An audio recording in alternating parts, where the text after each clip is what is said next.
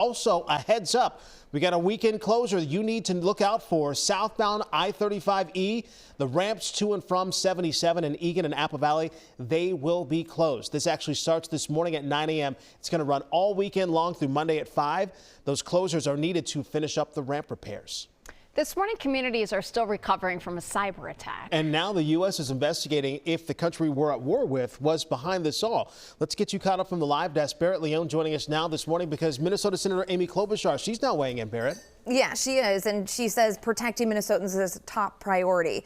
Amy Klobuchar is requesting a briefing from the Cybersecurity and Infrastructure Security Agency about the ongoing investigation and the involvement of foreign actors. Investigators believe the hackers were likely connected to Iran, which makes this one of the most significant cyber attacks to hit Minnesota's critical infrastructure. Now, the cyber attack targeted technology used to remotely control pumps and equipment at more than 30 community water systems across the state.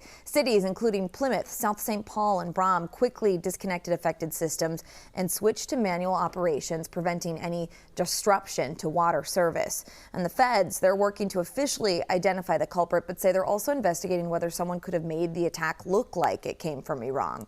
While the jury is still out, cybersecurity experts say the goal behind the attack was clear. This appears to be destructive. They were not trying to go after our wallets. They were trying to go after our sense of security and well-being. It was 100% a destructive attack. They were trying to tell these PLCs to shut off the water. To be honest, it could have been a lot scarier.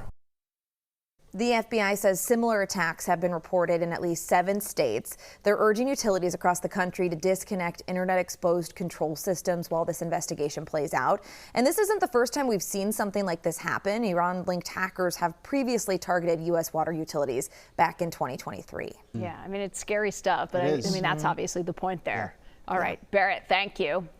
So the Pentagon says that American forces launched a powerful response on Iranian sites. This is after Iran launched a surprise attack targeting a U.S. base in Jordan. So Iran's military says 3 of its Revolutionary Guard members died in the U.S. strike on an island in the Strait of Hormuz. Iran claims it took out 3 U.S. F-35 fighter jets in retaliation, though the Pentagon says that's false. The conflict has also spread to Egypt for the first time this week. A drone attack on a port sparked fire on 2 ships, one of them a U.S. gas storage tanker. Iran was initially blamed, though the country has denied responsibility. And on Capitol Hill, another vote to rein in the president's war powers failed to pass in the Senate yesterday. President Trump is considering if he should keep Todd Blanche as his Attorney General nominee as well. This comes after Republican resistance stalled his confirmation vote. And 2 GOP holdouts, Senators John Cornyn and Tom Tillis, they want assurances from Blanche that a controversial anti-weaponization fund is officially off the table. In a social media post, the president signaled he is willing to wait until Cornyn and Tillis leave office in January to get Blanche confirmed. Federal and local law enforcement misused crowd control weapons nearly 100 times during the ICE surge. Those are the findings from a new report. A human rights group documented 94 incidents at protests across Minnesota last winter. Researchers say that tear gas, rubber bullets, and beanbag rounds caused injuries to more than 75 demonstrators, journalists, and people just standing by. They suffered everything from cuts and bruises to traumatic brain injuries and hearing loss. This group concluded that federal agents used crowd control weapons in ways that they call egregiously violate domestic legal standards and international norms. In a statement, Homeland Security said that ICE officers are trained to use the minimum amount of force needed to ensure safety. Spokesperson said the pattern is not of law enforcement using force. It's a pattern of violent agitators attacking our law enforcement. And only on WCCO, Alex Preddy's parents say they have not received any updates from the government since the federal agents killed that former ICU nurse. The attorney for Preddy's parents told WCCO he's never seen an investigation like this. Although the Hennepin County attorney says the feds finally shared evidence with the state about a month ago, he's not even confident that's true.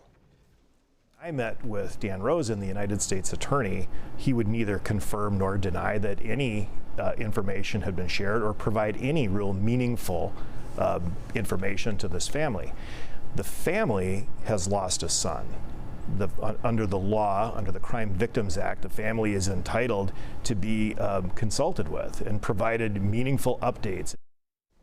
On January 24, 37-year-old Alex Preddy, who was an ICU nurse, was killed by a Border Patrol agent in Minneapolis. Of course, this was during Operation Metro Surge. His parents' lawyer says the government still has not told them who pulled the trigger. The Minnesota Bureau of Criminal Apprehension said federal investigators blocked state agents from gathering evidence at the scene on that day. They sued the federal government alongside the Hennepin County Attorney's Office because of that. Susan, Alex's mom, released a statement last week to mark 6 months since that shooting. She said in part, quote, 6 months of pain, a roller coaster of trauma over and over, end quote. We, WCCO, has reached out to the FBI, who says they can't comment at this time. The Hennepin County Attorney's Office says they've committed to being transparent when they decide whether or not to charge a border agent.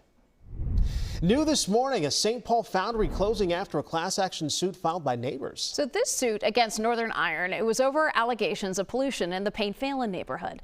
In the suit, residents accused the foundry's emissions of causing damage to property values and residents' ability to use and enjoy their properties. This lawsuit was filed back in March of 2025.